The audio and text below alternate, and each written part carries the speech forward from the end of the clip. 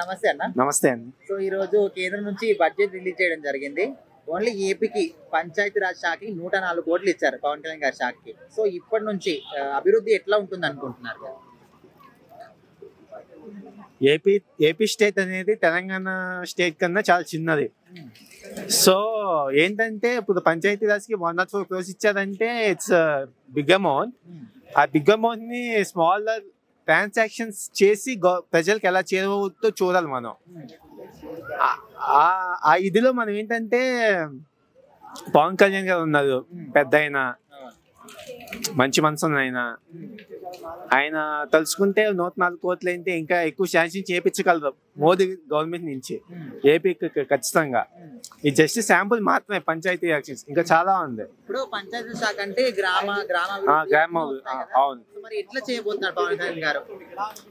పంచాయతీ అంటే ఒక్కొక్క గ్రామంలో మీరు భరత్ నేను చూసే ఉంటారు కదా, దాన్ని ఇన్స్పిరేషన్ గా తీసుకుని చేస్తే ఇంకా బాగుంటుంది నా ఒపీనియన్. రోడ్లు కావచ్చు, నీళ్లు, అవును. సో ప్రజెంట్ ఎట్లా ఉంది మరి పవన్ కళ్యాణ్ గారి పరిపాలన? చాలా బాగుందండి. ఆయన బిహేవియర్, ఆయన మేనరిజం సినిమాలోని కాకుండా రియల్ లైఫ్ లో చూపిస్తున్నందుకు హ్యాపీగా ఉంది. ప్లస్ ఏంటంటే పవన్ కళ్యాణ్ గారి మూవీస్ ఒకవేళ మెయింటైన్ చేస్తానే ఆ ఇన్కమ్ ని గవర్నమెంట్ ఇచ్చేస్తున్నారు ఆయన. అది హైలైట్ ఆయన లైఫ్ లో. సో ఇప్పుడు ఆంధ్రప్రదేశ్ కి అయితే మంచి బడ్జెట్ రావడం జరిగింది. సో ఇది పవన్ కళ్యాణ్ గారి చొరవ అనుకోవచ్చా, లేకపోతే చంద్రబాబు నాయుడు గారి చొరవ అనుకోవచ్చా? ఏంటండి 104 కోట్లు అంటే చాలా. పవన్ కళ్యాణ్ కి ఎంత 200 కోట్లు వస్తాయి ఆయన మూవీ తెస్తే. ఒక్క మూవీకి 500 కోట్లు స్టార్, పాన్ ఇండియా స్టార్. 500 కోట్లు ఆయన రెమ్యూనరేషన్. 500 కోట్లు తీసుకొచ్చి ఏపీలో పెట్టేస్తే ఇంకేముంది, గవర్నమెంట్ డబ్బులు అడగవసలేదు కదా. బడ్జెట్ ఇవ్వకుండా ఆయన సొంత డబ్బులు పెట్టుకొని అభివృద్ధి ఖచ్చితంగా చేస్తున్నారండి. సొంత డబ్బులు పెట్టి చేసే పనిలోనే ఉన్నారు. కాకపోతే మూవీస్ పాలిటిక్స్ రెండు బ్యాలెన్స్ చేసుకోవాలి చూస్తున్నారు. ఆయన మూవీస్ రెమ్యునరేషన్ పాలిటిక్స్ లో పెట్టేస్తారు, ఖచ్చితంగా పెట్టేస్తారు. Hi bro. సో ఈరోజు కేంద్రం నుంచి బడ్జెట్ రిలీజ్ చేశారు మన నిర్మలా సీతారామన్ గారు. అయితే ముఖ్యంగా ఏపీలో పవన్ కళ్యాణ్ శాఖకు సంబంధించి పంచాయతీ రాజ్ శాఖకి 104 కోట్లు బడ్జెట్ ఇచ్చారు. సో మరి ఇక మీదట ఎట్లా ఉండబోతుంది అనుకుంటున్నారు మీరు అభివృద్ధి? ఇక మీదట ఇంకా బాగుంటది అన్న పరిపాలన, ఇంకా వృద్ధి చెందుద్ది, ఇంకా ముందుకు వెళ్ళిద్ది. పవన్ కళ్యాణ్ గారు కూడా అంతా పరిపాలన మంచిగా చేస్తారు నేను అనుకుంటున్నాను. అంటే ఇప్పుడు పంచాయతీ రాజ్ శాఖ అంటే ఆల్మోస్ట్ ఈ 104 కోట్లు సరిపోవు, కాకపోతే ఇంకా తెప్పించుకునే సత్తా కూడా ఈయన దగ్గర ఉంది. కాకపోతే తెప్పించుకుంటాడా లేకపోతే సొంత డబ్బులు పెడతా అనేది క్వశ్చన్ అనమాట.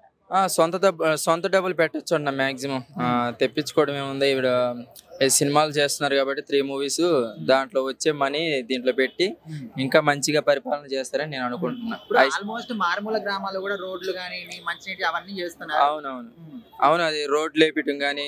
ఇతను వచ్చిన తర్వాత కొంచెం పరిపాలన బాగుంది. కొంచెం పథకాలు తొందరగా రాకపోయినా ఒక్కొక్కటి వదులుతున్నారు. అంటే 3 months ఒకటి పథకం అలా వదులుతున్నారు కాబట్టి అవి ఏమి అనుకోవద్దు. ఎప్పటికైనా లేట్ గా వచ్చినా లేటెస్ట్ గా చేస్తారు పవన్ కళ్యాణ్ గారు. సార్ నమస్తే. సార్ నమస్తే అండి. సో ఈ రోజు బడ్జెట్ రిలీజ్ చేయడం జరిగింది. ఆంధ్రప్రదేశ్ కి ముఖ్యంగా పవన్ కళ్యాణ్ గారి పంచాయతీ రాజ్ శాఖకి 104 కోట్లు రిలీజ్ చేశారు. సో ఇప్పటి నుంచి ఇంకెట్లా ఉండబోతుంది అభివృద్ధి?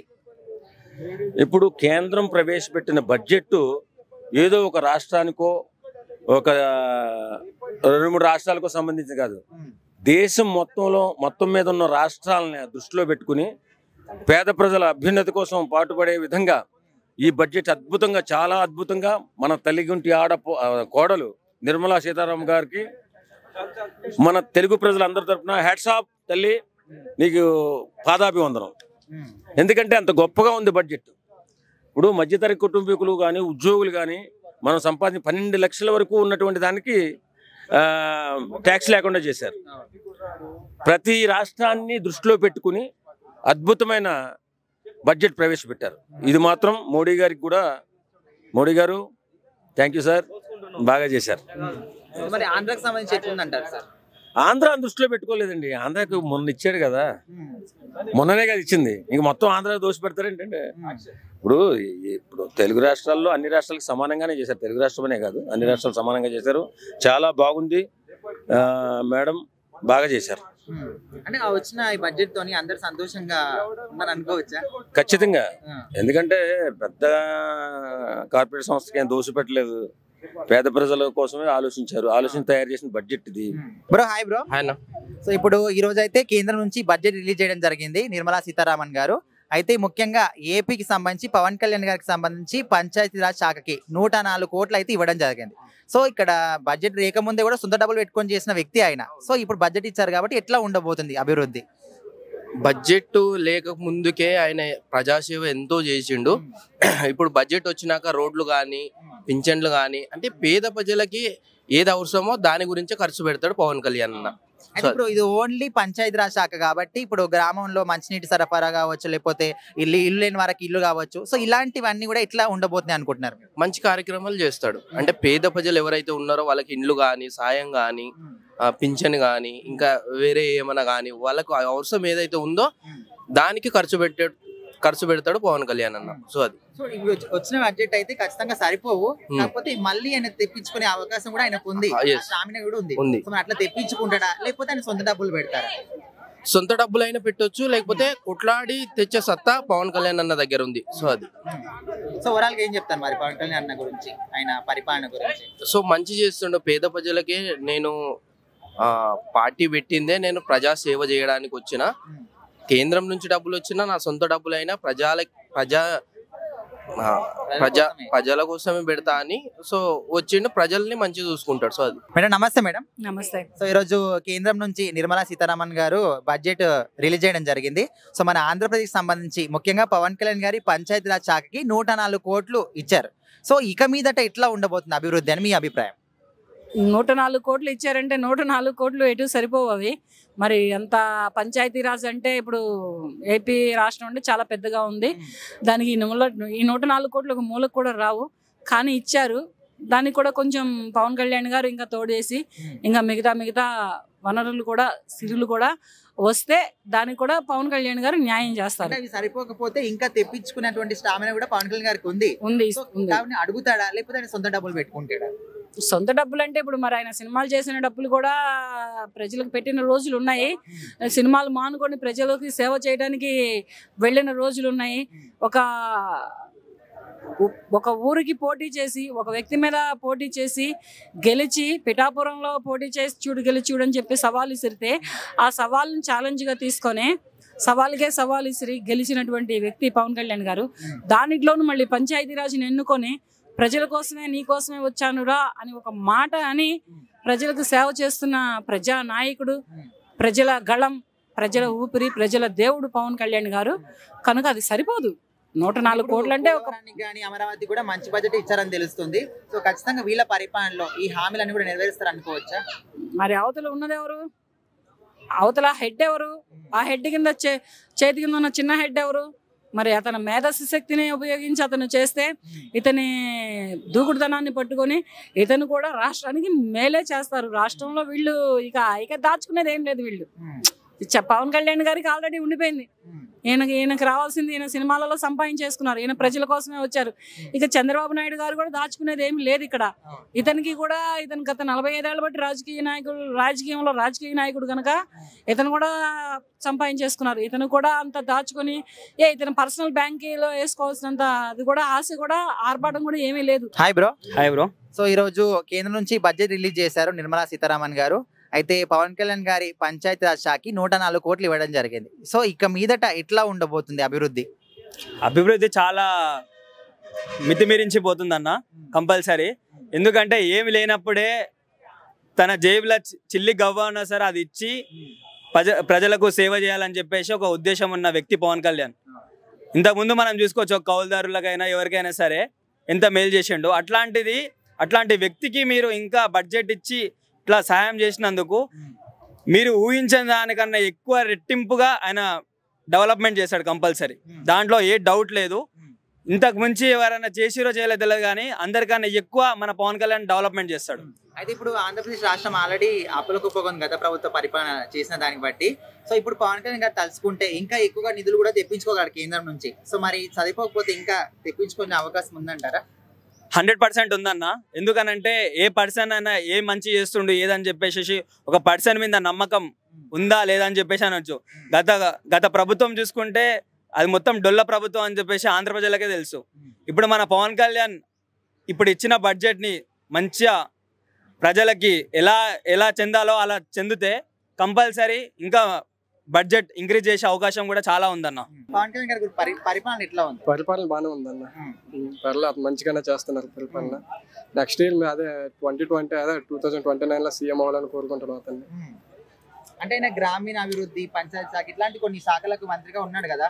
సో ఇప్పుడు ఆ శాఖకు సంబంధించి 104 కోట్లు అయితే రిలీజ్ చేశారు. సో అభివృద్ధి పనులు కానీ ఇవన్నీ ఎట్లా ఉండబోతాయి అనుకుంటున్నారు? మంచిగానే చేస్తారు అనుకుంటున్నాను. ఎందుకంటే అరకులో అతను చేసిన అభివృద్ధి కానీ మంచిగా ఉంది. ఇవి కూడా వచ్చాయి కాబట్టి ఇంకా రిలీజ్ అయ్యి అంటున్నారు కాబట్టి మంచిగా చేస్తారు అనుకుంటున్నాం. ఇంకొన్ని చెయ్యాలని కోరుకుంటున్నాం.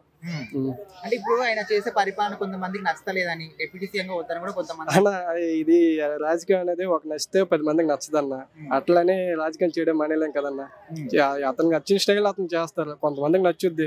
అలాగే అందరికీ స్ప్రెడ్ అవుద్ది అని కోరుకుంటున్నాం అంతే. అంటే మరి డిప్యూటీ సీఎం గా ఈయనే ఉంటే బాగుంటుందా లేకపోతే నారా లోకేష్ ఉంటే బాగుంటుంది అనుకుంటున్నారు? ప్రెసెంట్ ఈయన ఉంటే సరిపోతుంది కదా. నారా లోకేష్ అలాగే ఐటీ మినిస్టర్ అన్నాడు, కొత్త ఏమైనా తీసుకొస్తారని కోరుకుంటాం.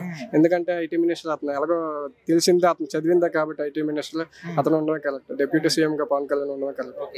సార్ నమస్తే సార్. నమస్కారం. సో ఈ రోజు కేంద్రం బడ్జెట్ లో పవన్ కళ్యాణ్ అంటే పంచాయతీరాజ్ శాఖకి 104 కోట్లు కేటాయించడం జరిగింది. సో ఎట్లా అనిపిస్తుంది మీకు? మంచిగా అనిపిస్తుందండి, చాలా సంతోషం. ఎంచేతంటే ఇప్పటికే ఆయన ఆల్రెడీ ఒక పంచాయతీ ఆఫీస్కి ఒక్కో పంచాయతీకి 1,00,000 చొప్పున పంచాడు.